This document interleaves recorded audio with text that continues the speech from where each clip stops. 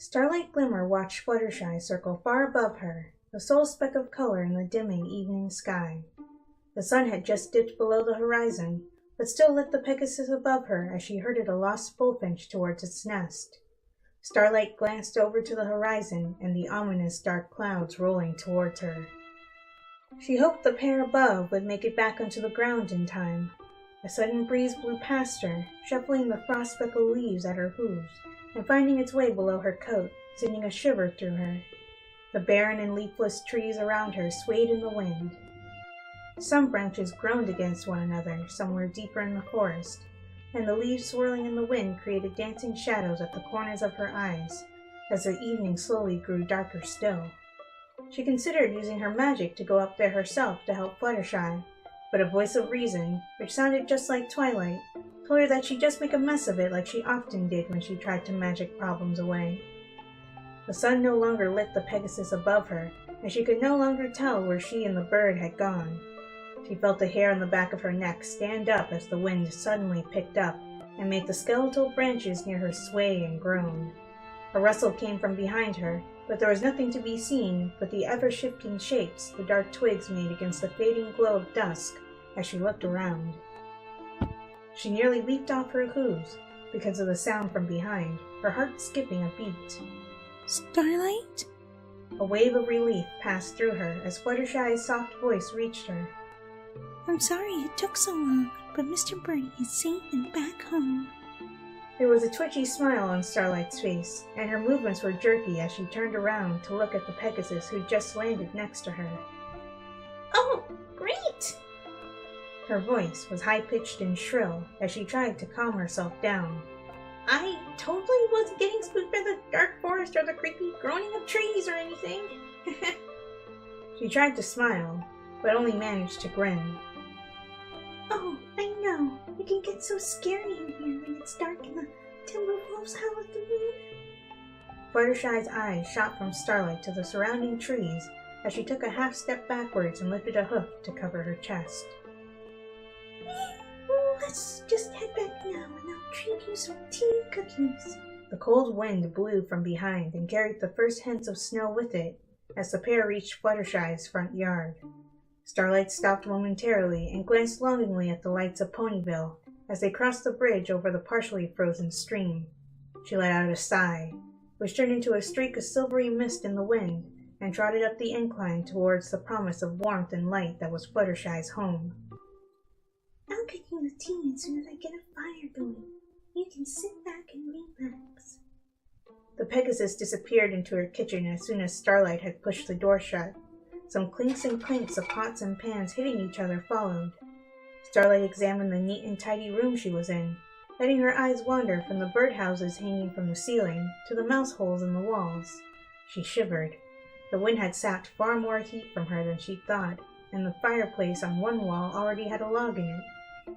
She closed her eyes and focused her mind, weaving together a simple spell. Her efforts were rewarded with a swooshing sound, and she opened her eyes to see bright yellow flames licking the wood of the log. The wooden floor creaked quietly as she padded towards the fire and planted her rump as close as she dared. The stone of the fireplace hadn't had time to warm up, but the hum of the flames and the meager heat it radiated made her feel at ease. She heard some movement from behind and glanced backward to see Fluttershy peeking from the kitchen. Oh, I see you got the fire made. Thank you. Her heartfelt thanks warmed Starlight in a way the fire never could. It was like the kind words were a hot drink that heated her from the inside. She turned her head to look at the Pegasus again, but she was already gone. The sound of water being poured into a metal container coming from the kitchen suggested that she would be back soon. Fluttershy let go of the sloshing teapot she carried when Starlight made it glow with her magic. Her eyes followed it as it floated across the room and hung itself on a hook over the fire, its blackened copper surface distorting and dimming the flames as they reflected off it. What kind of tea would you like? I got green and white and black, all kinds of flavors. Something about her quiet, yet clear voice made Starlight hesitate requesting anything, making her feel like she should get up and fetch the tea herself. Just plain green for me. No need to bring sugar or anything. Maybe she could, No, she would not cast a spell to make the tea come to her. The spoons clattered slightly in their mugs when Fluttershy placed the tray on the floor next to Starlight in the fireplace.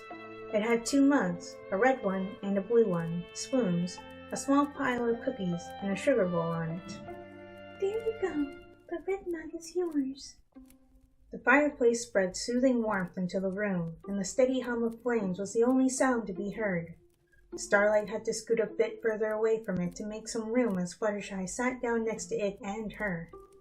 It really has been a while since I last had tea like this. She watched the fire reach up towards the pot, never quite reaching it, and felt like she had begun to understand why Twilight had sent her here.